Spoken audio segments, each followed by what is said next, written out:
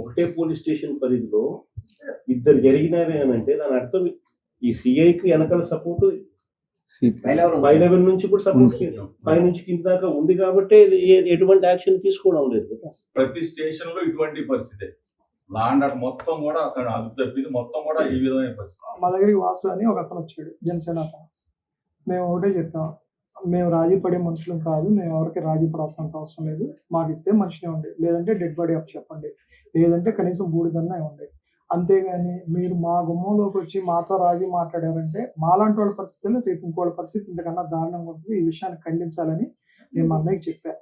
ఏం చెప్పానంటే, ఇది బయటకు వచ్చే వ్యవహారంలో లేదు, నువ్వు నేను ఒకరోజు మార్నింగ్ మన అన్నకు పెట్టా, ఫోటోలు పెట్టా, రాంబాబు గారికి పెట్టా, ఇలా ఇలా ఉంది సిచ్యువేషన్, కొద్దిగా మీరు యాక్టివ్ అవ్వండి అని చెప్పగానే అన్న నాకు ఫోన్ చేశాడు.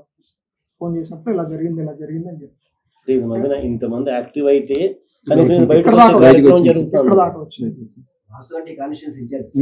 జనసేన ఇన్ఛార్జ్ సార్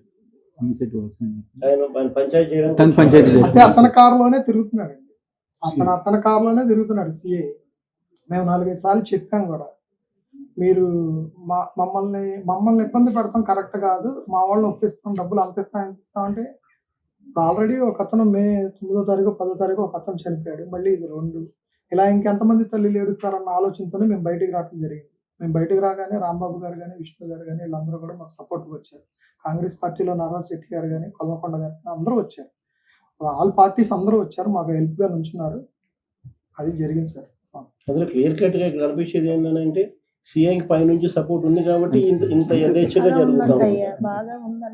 మీరు డీజీపీకి మీరు కంప్లైంట్ చేసినా నో యాక్షన్, కమిషనర్ కు వస్తే కమిషనర్ దగ్గర నుంచి మీకు నో యాక్షన్. స్టేషన్ సిఐలు, ఏసీపీలు, కమిషనర్లు, చివరికి డీజీపీలు దాకా అందరూ నెక్సెస్ లో దీంట్లో భాగంగా అందరికీ ఏం జరుగుతుందో తెలిసినా కూడా అందరూ దాన్ని కవరప్ చేసే కార్యక్రమమే జరుగుతుంది.